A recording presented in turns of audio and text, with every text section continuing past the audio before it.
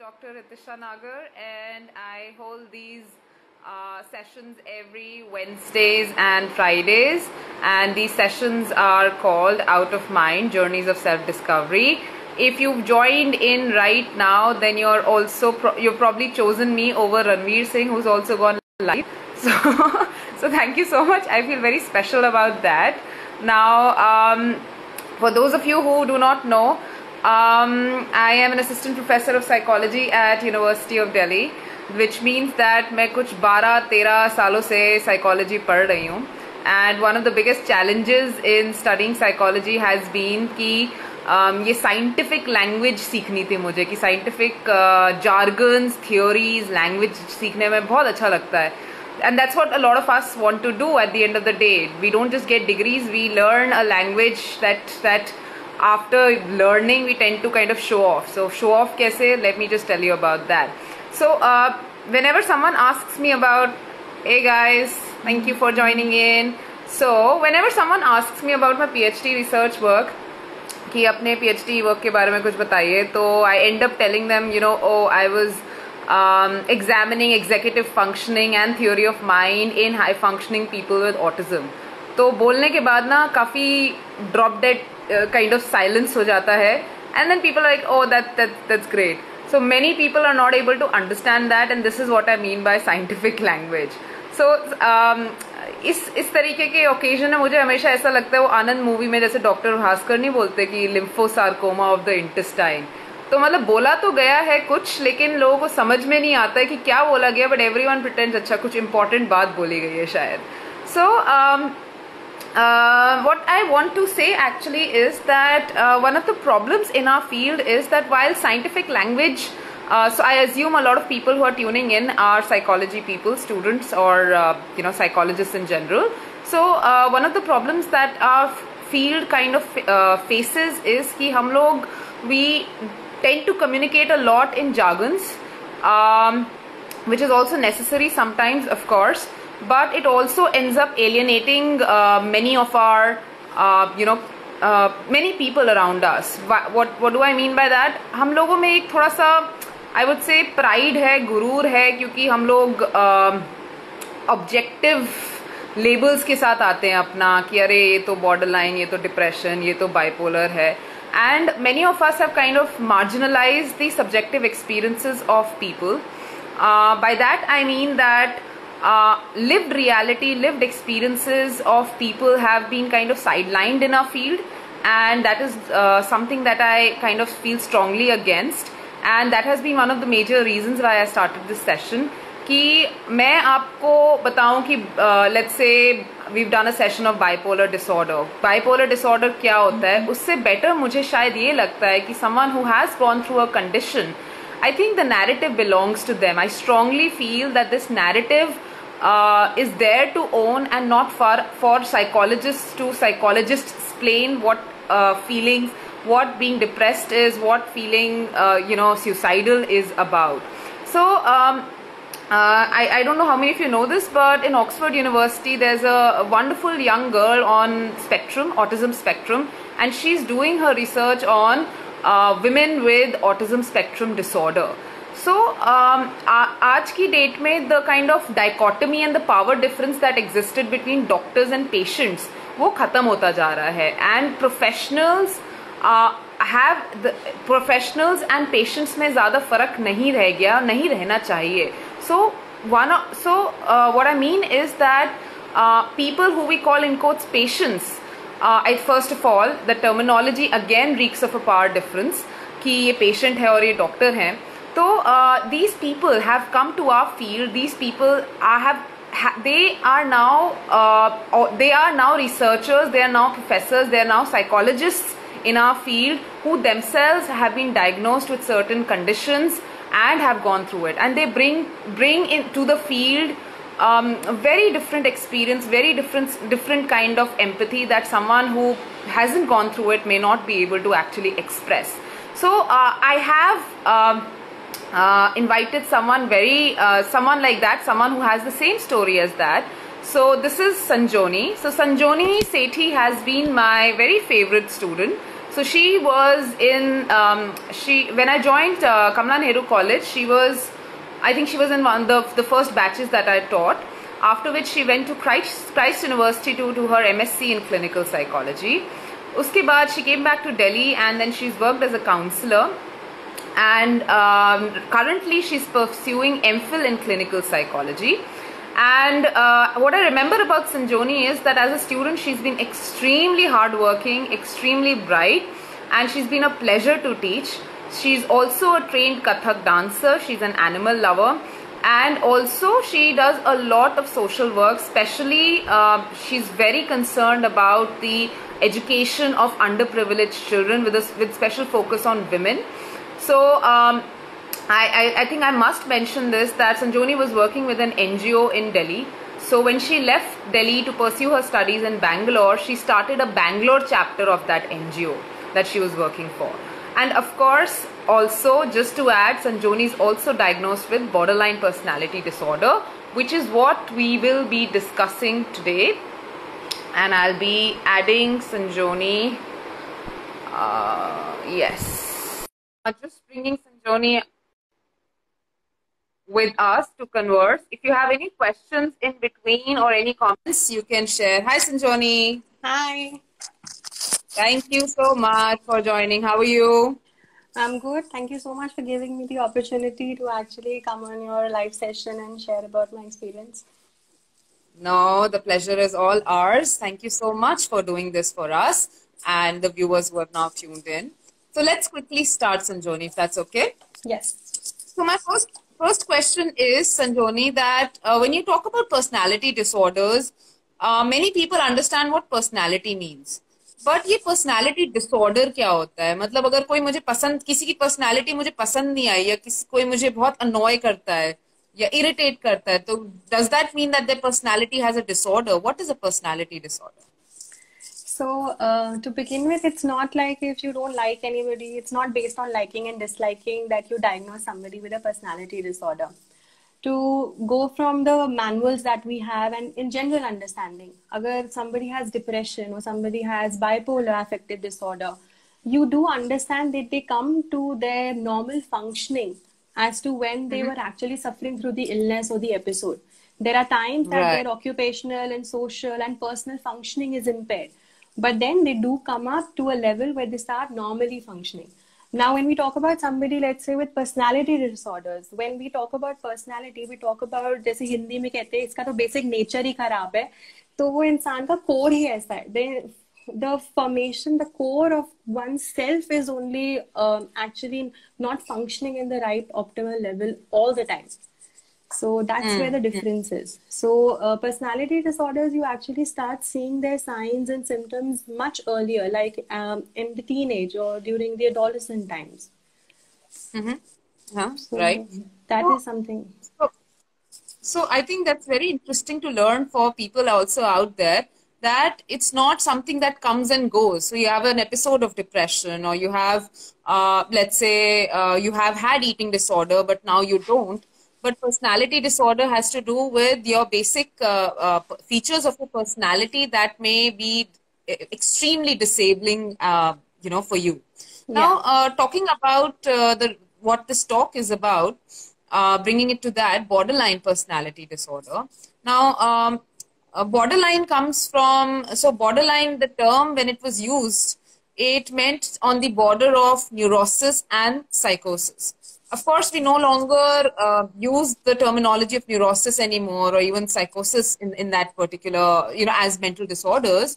So can you tell us more about what borderline personality is about? So anytime somebody asks me about borderline, it's very difficult to make them understand. So I always use this as we've used it in the session today, that it's being at the edge. It's not being on the edge. It's actually being at the edge, because you're swinging in between two sides all the time. You're in between your emotions all the time. You're in between choosing with people all the time. You're in between your thoughts all the time. And you don't really know which one is really trying to put you to the right one. So when you actually are diagnosed with borderline personality disorder, it has various symptoms. One of the chronic feelings that it gives the person is feelings of being empty, being lonely. Um, so throughout your teenage years, or when I talk about myself personally, throughout my teenage years, I had an issue that even when I'm living with my family, or now that I'm married, I'm living with my husband, they are there, they're doing efforts, they're making efforts for you, they're doing things, they would give you compliments, and you would still feel that, something is missing. It doesn't sound right. So, back of your mind, they love you, but there's always that doubt, and you always give in to that doubt. When you talk about other symptoms, you talk about the feelings of self. You always want to see the other person in your relationships happy. And by relationships, I mean your parents happy. If they are happy, which means you are happy. If your husband's happy, you are happy. So somehow you keep suppressing your own emotions, and suddenly there comes a timeline where you can't control it. So then you have those impulsive outbursts of anger. You're emotionally very unpredictable, because I have had this and I still go through it. Sometimes there are days I don't know what happens. I'll wake up happy. I'll be doing my routine as per schedule, and nothing would have happened. Nobody would have even spoken to me rudely or said anything, and I would suddenly switch off.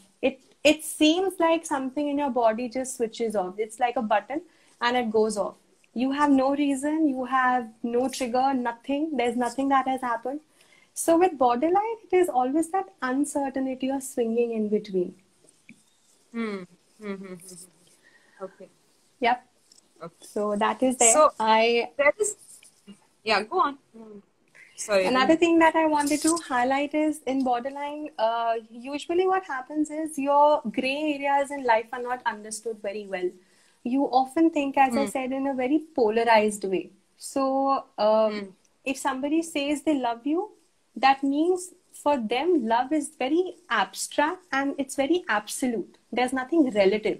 So if they love me the way I expect them to love me. So you don't really understand the other person's issues, or the challenges at their end, and that becomes difficult to deal with for the other person and for yourself. So you start personalizing everything. Probably मुझ में शायद कोई कमी है कि दूसरे ने आज किसी ने आज ये नहीं किया. Like if my husband is so. Had I been, say, not taken therapy, or not been so vocal, or not understood my illness that well, I would have, if I would have been married without any treatment or anything, today, if my husband doesn't watch this, I'd probably say I'm not good enough for him to watch the show that I'm doing, in literal terms. So you start personalizing everything without even realizing that they might have something else which might need more of their time right now. Right. Sanjoni, there are some myths associated with borderline personality. Especially, these people are seen as dramatic. They're seen as promiscuous. They're seen as unstable, paranoid, and in general, there is very little empathy I see in people. So people empathize with depression. People empathize with bipolar disorder, let's say, or eating disorders even for that matter. But people find it very difficult to empathize with someone who say that, okay, I have borderline personality disorder. People, इसमें जानबूझ के आप इतने ऐसे behave कर रहे हैं. So can you help us kind of talk about these myths that are associated with borderline personalities? The whole idea of borderline is about the polarization and dualism, and that's how the person is also trapped inside. So when I talk about these myths, when there's a very set criteria that we have for a person with borderline, that in their relationships, and they just talk about your partners in that case, that in your partner relationships, you're very suspicious. And, one of the examples when you read up research, they'll give you about the fact that if your partner is late and they've committed to you and they're 30, 40 minutes late, you create an outburst and you make their life miserable. And I've heard that, therapists also talking about it in sessions and to other people. First of all, I've not had unstable relationships. So I've been somebody who's been very guarded with my relationship with either men, friends, and family. When I do click with somebody and I do scan a vibe with somebody, I would be there, and I have had long-term relationships. Then coming to the second aspect of the suspiciousness, when somebody doesn't turn up a couple of times, anybody I feel would feel disappointed or hurt that we had to go somewhere and you didn't turn up. Now, this whole thing with borderline is that people put it into, when you know that the person, उसका nature ऐसा है, तो अब उसको ऐसे ही देखते हैं. तो अगर slight anger भी होगा या slight disappointment भी होगी, it's termed as, oh, now you're not doing well with it. Like that Right. sort of a thing. So you Right. never give the person the benefit of doubt that it can not be an illness. It could just be a human reaction.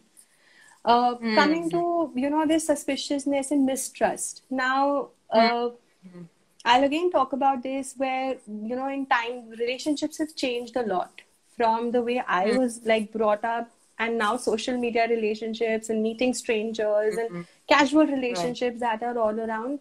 I feel very guarded. I have not indulged into those sort of things, and there is no right or wrong.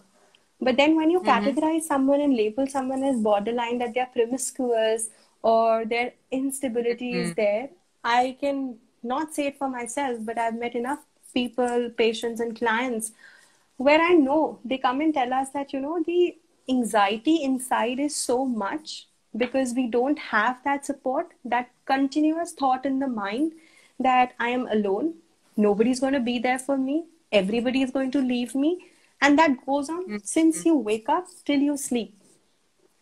So imagine I'm talking to you, and back in your mind, 30, 40 thoughts are continuously telling you that, Yeah. Sanjoni is not going to, she's just telling you about this.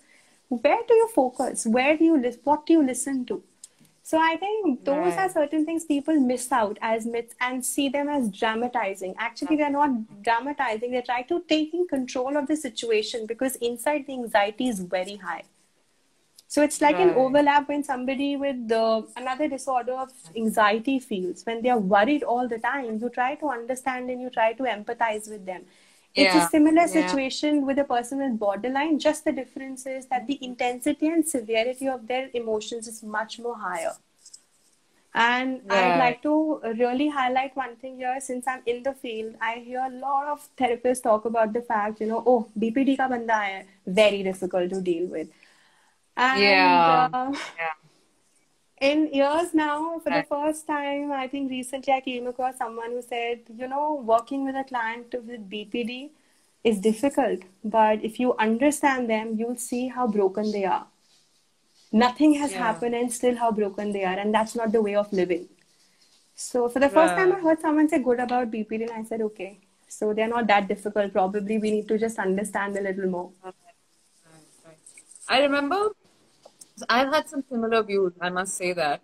But I do remember reading this one, in one book, along with the symptoms of BPD, जैसे DSM के लिखे होते हैं, they're also given a kind of a journal, not journal, like a diary entry that someone with BPD had written. And in that, they had written, I feel like I am a patient with third degree burn and I don't have skin on top of me. So emotionally, I feel like that I am very hypersensitive to slights, to criticisms, to rejections, because then it kind of takes me back to the same anxiety that nobody loves me, nobody cares about me, I'm all Yeah, alone.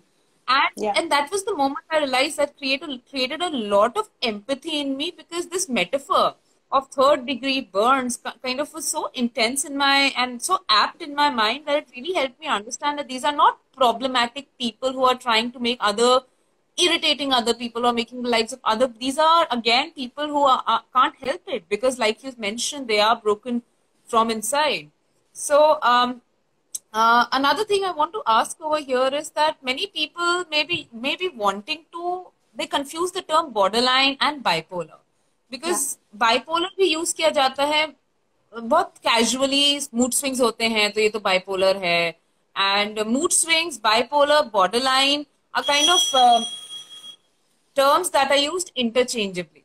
So, can you help us understand how borderline and your bipolar disorder are different conditions?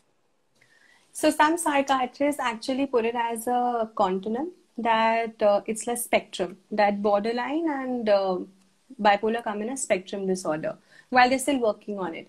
But the basic difference about bipolar and borderline that we understand is, so in borderline, you don't really have any time frame or period where you look at that, the person is going through a depressive phase, the person is going through a maniac phase. It's not like that. Mm-hmm. It doesn't work like that in borderline.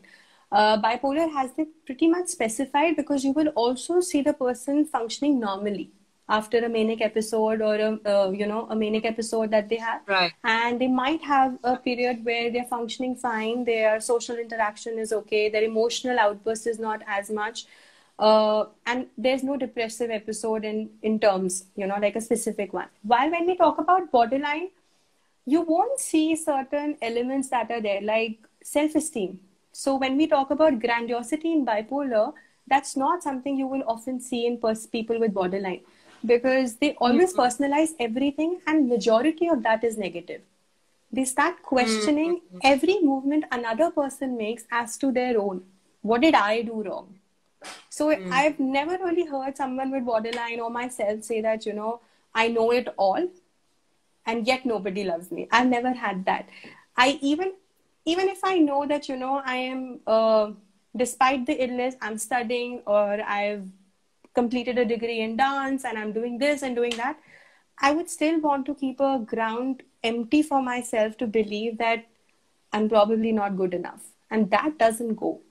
So in Mm. borderline, you don't have a specific timeline or a period that you can say, oh, normal functioning aa gayi hai. It doesn't work like that. You don't know when the person is suddenly going to go low. And the low is much more, much more. Hmm. So someone's commented about Modern Love on Amazon that shows BPD. Are you aware of that? No, I haven't read And that it, or okay, seen okay. So that. I don't think you'll be able to comment about it then. Okay, now you're talking about the low, and the low is so. When you speak about this low, when you speak about this very intense negative experience of feelings of abandonment, emptiness that people with BPD experience, many of them also end up harming themselves. They may end up, with suicide attempts. In fact, research states as many as 3 to 10% of people with BPD can commit suicide before the age of 30. That they die, they end up taking their lives, unfortunately. So again, while depression may be comorbid with borderline personality disorder, but just अब मैं ऐसे बोलूं depression वाला suicide जो होता है तो लोगों को समझ में आता है और एम्पथाइज भी करते हैं कि oh this person was going through in because सबको सैडनेस समझ में आती है तो Yeah. मैं दुखी हूं मैं समझ सकती हूँ कि शायद एक ऐसी बीमारी है जिसमें मैं इतनी दुखी हूं कि मैं मरना तो नहीं चाहती लेकिन जीना भी नहीं चाहती और and that not wanting to live kind of is so painful to live that I end up taking my own life. तो ये लोगों को समझ में आता है और एम्पथाइज करेंगे लेकिन अगर सेल्फ हार्म की बात हुई या फिर आपका सुसाइडल अटेम्प्ट्स इन बॉर्डरलाइन ये अगर आप बॉर्डरलाइन पर्सनालिटी डिसऑर्डर में देखें तो इसमें लोग एम्पथाइज नहीं कर सकते क्योंकि डिप्रेशन समझ में आता है बट वाई सो उनको लगता है कि शायद ये फिर acting drama attention seeking behaviour है ये इनका तो this is how people may end up perceiving self harm and so can you help us understand self harm and suicidal ideation and attempts and connected to issues and symptoms of Body. experience of being someone with borderline yeah Yeah. So I remember I was, I think, 12 years old when I actually first took a scale and I broke it into half out of anger, and I just had to cut myself. And if I have to describe that situation today, I wasn't going through any episode of depression at that time. I didn't have any comorbid depression. I had just had an argument at home, and that argument was constantly making me feel that I don't belong to the family. And something hmm inside me was, so if I have to say it physically for people to understand it, my muscles in my chest were that tight that I felt like in a panic situation, I would just die. I am not, it didn't, it, the reality was not so real for me at that time. I wasn't in a psychotic state at all. Yet it just felt that something is so nerve wracking. So, for example, a student just before exam starts vomiting, wants to go to the washroom, they don't want to give the exam, they faint. So, we understand that. It's very similar right for a person in borderline when they actually come to hurting themselves, self harm. You just want to feel real. It is not attention seeking. And I've heard that many times, many times. Oh, अब तुमने फिर कर लिया. एक time आया था जब मैंने ये भी सुना था. अच्छा अब तुमने तब फिर कर लिया. I never needed anybody when I hurt myself to come and bandage me or, care for me. I would hurt myself. I would feel that pain because I don't know if you know, there is a symptom of borderline where it talks about dissociation. You kind of Hmm. suddenly disconnect. So when you're feeling so many thoughts in your mind and you're feeling so negative and you're feeling that people are not going to be there because you're not good enough, you suddenly disconnect. You just want to keep listening and feel like, what else did I do wrong in that relation, or what else did I do wrong at work that it didn't go well for me? And just to hurt yourself is to see that blood or feel that pain in your body to feel real. That no, everything is going to be okay, you can manage it. So it's a form of taking control. It's a form of expressing your own anxiety because something you need to take charge of. And I think the first thing Right. you want to take charge of is yourself. So that Hmm. doesn't work well. Right, right, right, right. So over here, I also want to talk about the vicious cycle of abandonment. And I think I've also seen that in myself sometimes, of course, not to that intense degree, but there are many times that we might end up feeling like nobody loves us, nobody cares about us, I'm not good enough, those kind of feelings. And what we end up doing is we end up pushing people away. We end up expressing anger towards people because we believe that they are hurting us by not loving us enough when that may have nothing to do with reality, perhaps. Yeah. And this kind of behavior, then, of course, over a period of time, may make people kind of push. People cannot take that anymore and people walk off then. Yeah. That people don't want to continuously reassure you that they love you, that in fact they're going to be there for you. So this feeling that nobody loves me, pushing people away, and then people trying to reassure you, but then there comes a time when they push you away anyway, and that ends up reinforcing your initial belief to begin with that nobody loves me. How does that work, and how do you get out of it? There are a couple of things involved here, right? Someone who feels like that, from that perspective, at that point in time, there's something very famous called a reality testing, that the person with borderline always does. So when you're actually hurting inside, or for example, you've seen a situation, you often test your people because you all want to have a safeguard circle. We all want to have that feeling that that's my family and I belong here. That's part of my relationship, and that's what it is. You start testing it. So when you actually push somebody away in that relationship, when you're upset or angry, I would often do it. I would often, when I am not able to control a situation and I have a full, complete anger outburst, I would push everybody in alone in, like in a corner and say, let me be. I'll be in my room. I don't want to talk. But actually, on the contrary, you just want someone at that time to come listen and not give you opinion, not tell you that there is a problem that can be solved. There are certain issues in borderline I've learned over time that you seek answers, you have questions, but they don't need to be solved or answered. So you Hmm. just want to vent. You just want to keep, the pain you keep re-experiencing again and again. You just want to let it out every time it's there, because every time you re-experience a pain of any past trauma or any incident, you experience it at the same degree that you've actually had it the first time. So that is why the threshold is really poor for a person with borderline. Hmm. And this whole cycle is when you actually, how to end it, one of the ways is to communicate to your family. Because a person, unless and until I feel you've seek therapy, or you've become aware about it, even you don't know. So what happens is that you isolate yourself. You feel that the other person has tried once or twice, and the fourth time they haven't tried, and you start feeling rejected. And that adds on to a memory. It's like a memory bank. You've collected trauma 1, trauma 2, trauma 3, and it keeps becoming as a cluster, and you keep revisiting again and again. And eventually Right. you start having breakdowns. Eventually you start distancing yourself from them. So that's how it keeps going. So that is something people would understand, and then that's how chronic feelings of being rejected or abandonment starts showing up. So, next thing that I want to ask is that So personalities are developed in during childhood, during your especially your early childhood experiences and teenage experiences, etc.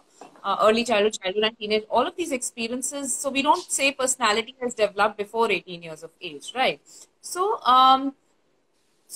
what are some of the factors that lead to development of a personality, such as borderline personality?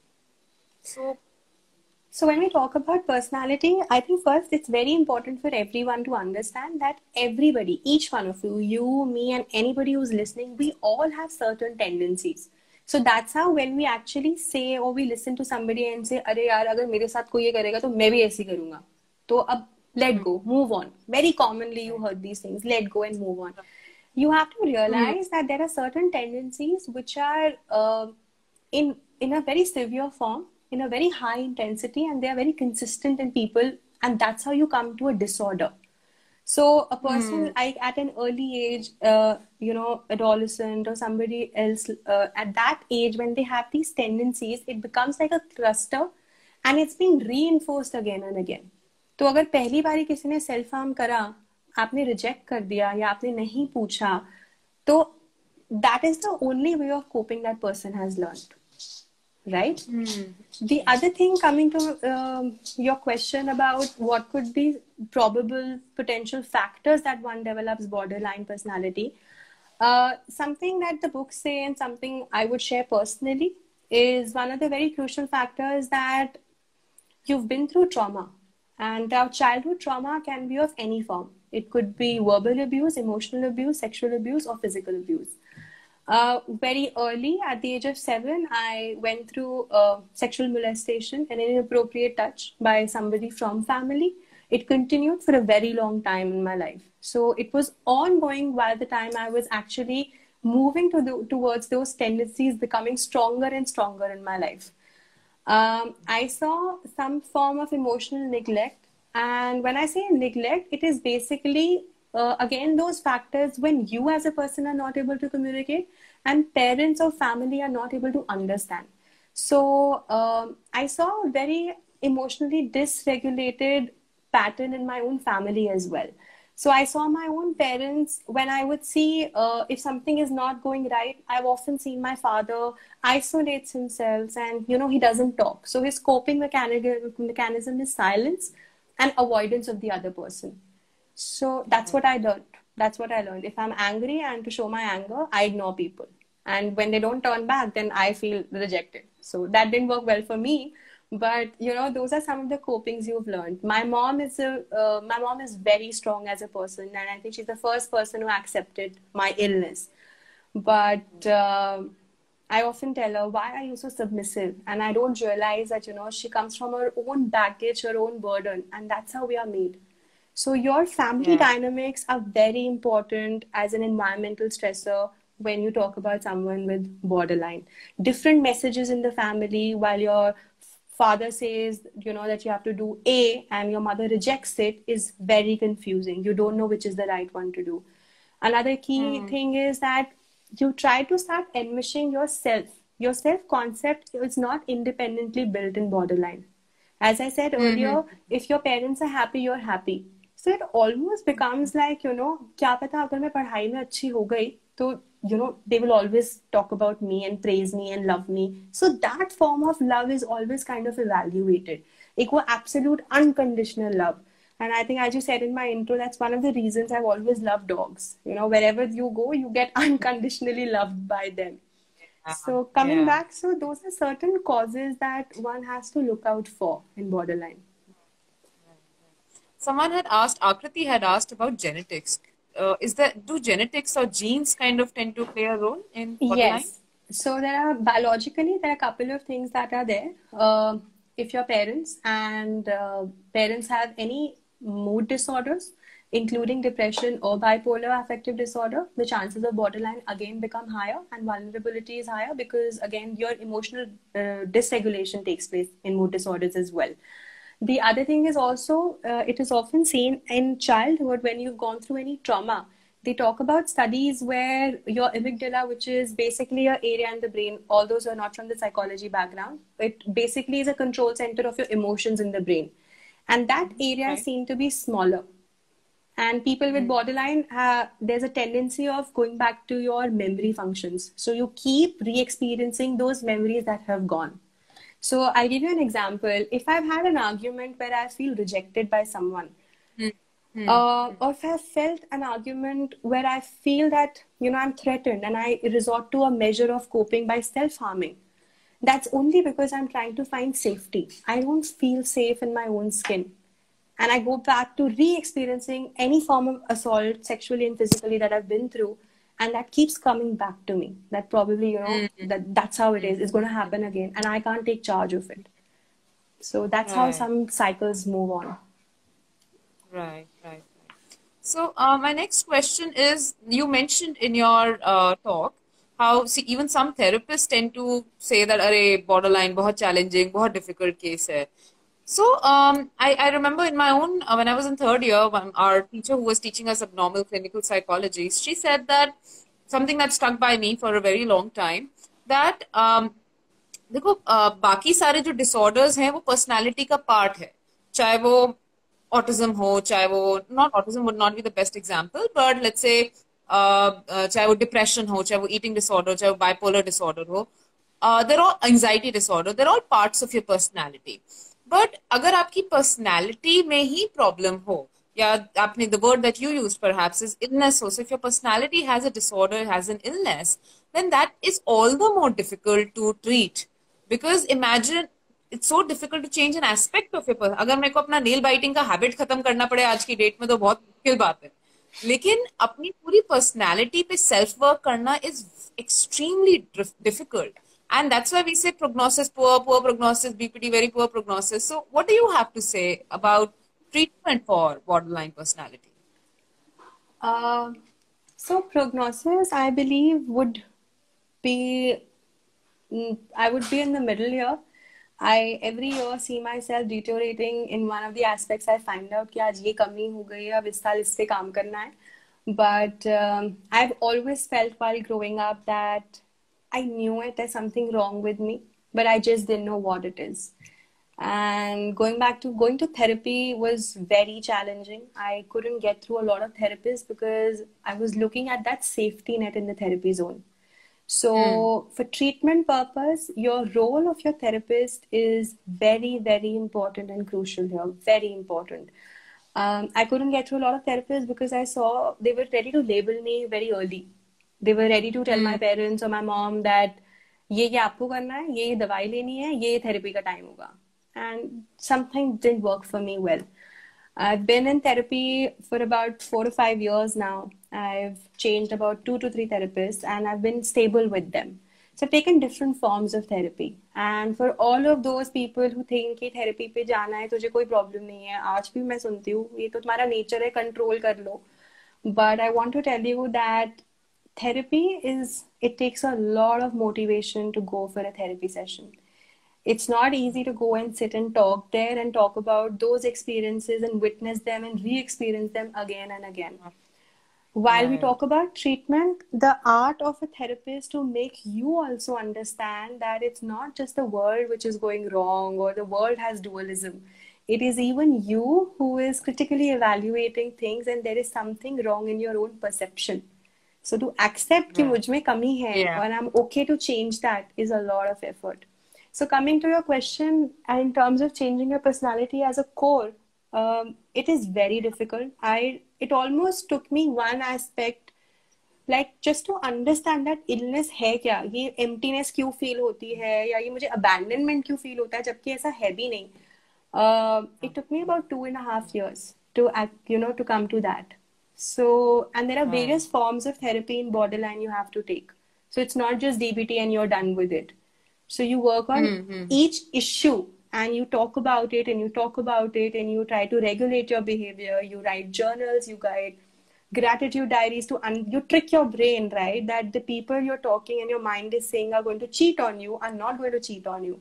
So I do one thing. Every time somebody does something nice for me, I write it down. Every time I have an anger outburst or feeling like they're going to leave me, I go back to my diary and I trick it, like, look, what did they do for me? So a lot of technique and a lot of patience is required to go to therapy. Right. So, my last question is that, Sanjoni, I mean, I've taught for 6 years now, and I've come across many students who've gone through many issues themselves. So, students come up, talk to me. What I do with them is general first aid, and then I guide them to better people who can probably give them the kind of help that they need.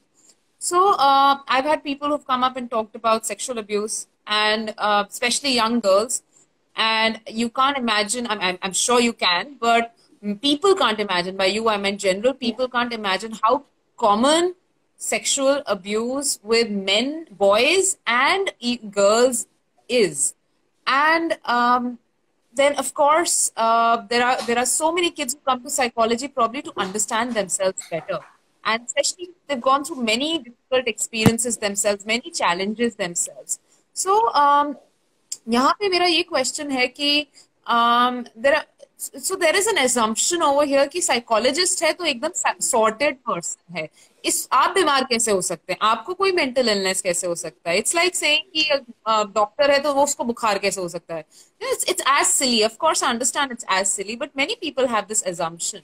But talking to you, it's more comment and a question. Talking to you, I think you give so much strength to students out there, perhaps who might be watching this, that even if you're going through something challenging, maybe it is something that can be diagnosed. Maybe it's something that may be at sub-threshold level. Maybe, but you can still be a psychologist. And in fact, I would not even use this language, still be a psychologist. I would say that perhaps you can be a very different kind of a psychologist that someone out there may need, because you yourself have gone through or continuously struggling with something on your own. So you are training to be a therapist. Do you think, what do you, compared to maybe people, other therapists, जिनको मैं outsiders बोलूँगी, जो outsiders approach लेके आते हैं, being an insider and a therapist, so my question is, what do you bring to the table that is different? What I bring to the table that is different is the fact that I've been there. So, when somebody says that आप नहीं समझ सकते, I take it as it is. And I empathize and I totally understand and tell them that you're right, because your suffering is your suffering.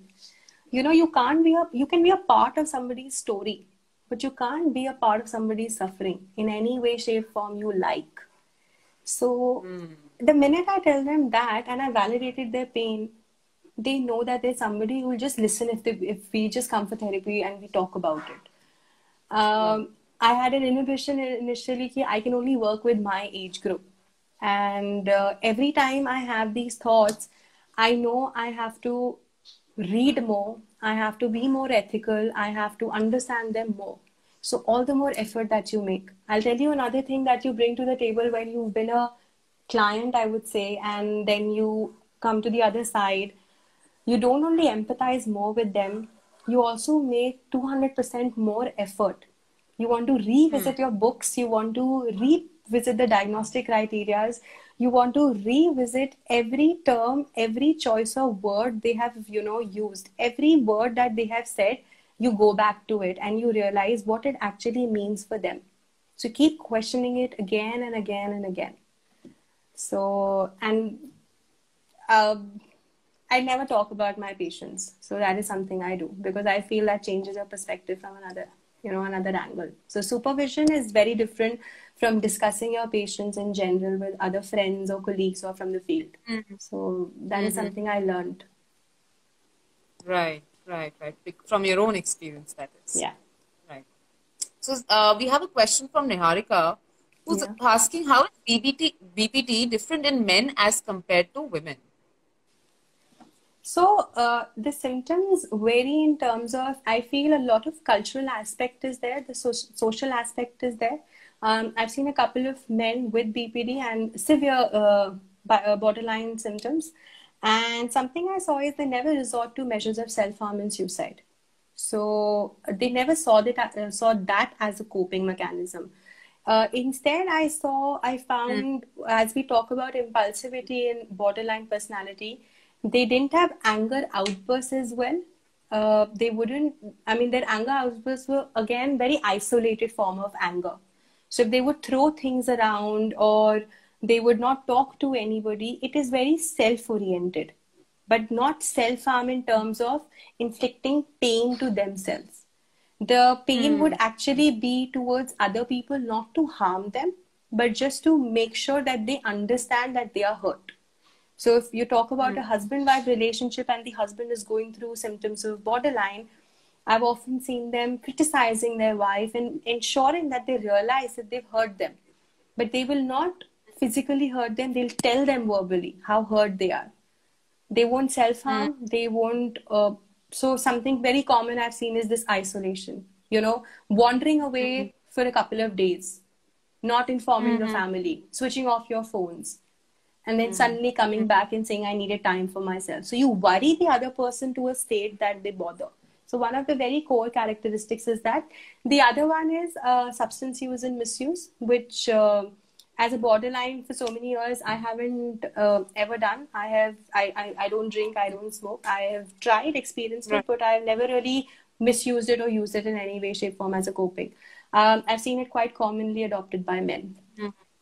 So, Right.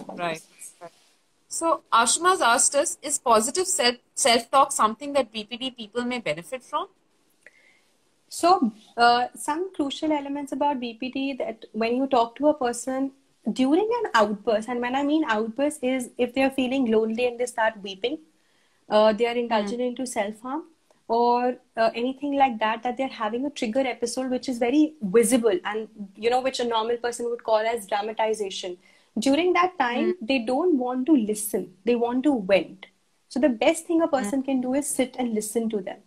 When you see a person with borderline who is at a receptive stage that they would actually, when you're communicating, they would understand, take it, and then would want to, try to imbibe that practice.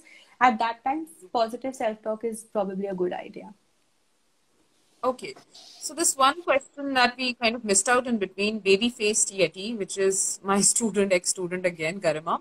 So Garima's asked, what causes a person to take an impulsive decision such as ending a good relationship and quitting a good job? Good being the key point over here. There are two elements here. The fear of rejection again. So before anybody else does it to me, let me safeguard myself. So that's how the mechanism works. When you see everything is falling well for you, it's coming as it is planned, you suddenly start questioning, is it normal for me to be so happy? So actually when you're happy also you're questioning that, because again that whole idea comes in that I'm not good enough. Something has to go wrong with me. How is it that everybody is so happy for me as well? So quitting from a good relationship is always the fear. Is he being too nice and everything is working out because there is something not good in me and he knows it? Is he sympathizing with me? At times when you communicate, you know that you are into an anger outburst, so you've communicated with other people how you feel, you instantly start feeling guilt and shame. Very common emotional factors that go with borderline. Right. So, Garima has also asked another question later on, and she's asked, how do you differentiate between a person who tends to personalize experience or holds relationships in a suspicious light versus a person with BPD? When you talk about suspicion, you also have to see if the suspicion is just out of any context. So that's what I keep telling people, that environment is as much responsible for a person to have those symptoms of borderline. So I can talk for myself here. My husband belongs to a stage-oriented career. He's an actor, performer. The lifestyle is very different. The attention that he gets is very different. For me, it is a matter of fact that any other person would also feel that I'm probably left alone, left behind. And that's how you start suspecting when you have midnight calls. So when you say personalizing, you have to see the context. It will be very unfair for me to give an answer without even specifically knowing a context, because there is no vague answer in picture for this. You can't suddenly say somebody is borderline just because वो suspicious ज़्यादा है. Right. So I think the last question that we'll be taking up is, Shobna's asked a very general question that for students, it is difficult to go to therapists because they're financially dependent on their parents. and sharing the discomfort we feel with parents is also difficult. What should we do then? That's a very common problem. Even I had that issue because I was dependent on my parents. For a very long time, I did not take therapy. One of the reasons. However, I did reach out to people who were giving online therapy, which I used to save my money from the expenses they used to give me, and it hardly costed me 300 or 400. And online sessions like these were helpful, especially at a time like now that we have a lockdown. It's everybody's made everything virtual, so that is something you can try. When I couldn't take therapy, something that I did to find out what is that wrong thing in me that I keep questioning, I would read up a lot. The reason I came into the field, as you mentioned earlier, I also started reading about self-help journals and books. So specific to, like first I would just read in general, and I would try to see if I feel certain things, how can I specifically use it for myself. So something very commonly now used in practice is a gratitude journal, but it wasn't there earlier. And I picked it up from a self-help book. So those are things that you can definitely try. Right. So thank you so much, Sanjoni. We will have to call it a day, but let me just say a few things over here. I'm super proud to have taught you. I'm just so happy to see what beautiful, wonderful therapist you are on your way to becoming. I'm sure you're going to be valued a lot by your clients. Thank you for sharing your story. Thank you for humbling us with your experience, with your story out here in front of everyone. You make especially, I think it's very important for Indian society mein women coming up and talking about sexual abuse in families is a big deal. And that needs to be acknowledged, that there goes a lot, and you're going to give freedom, you're going to give strength to a lot of women out there. And I know there are plenty of women out there to own up to their story and to challenge the society into understanding what that borderline personalities don't just, come from a space of vacuum.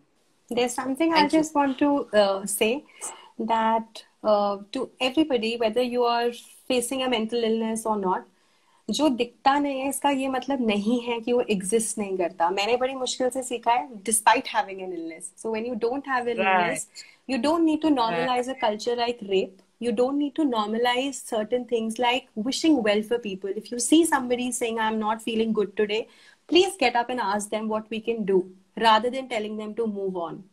Don't find your normal in somebody's abnormal world. It doesn't work well. That's something I just wanted to turn around and tell everybody. Thank you so much for having me on this session. I think that's a beautiful note to end this session on. I think I've learned so much from you. Thank you, Sanjoni, once again. Thank you. Thank you so much, ma'am. Thank you. Bye. Bye.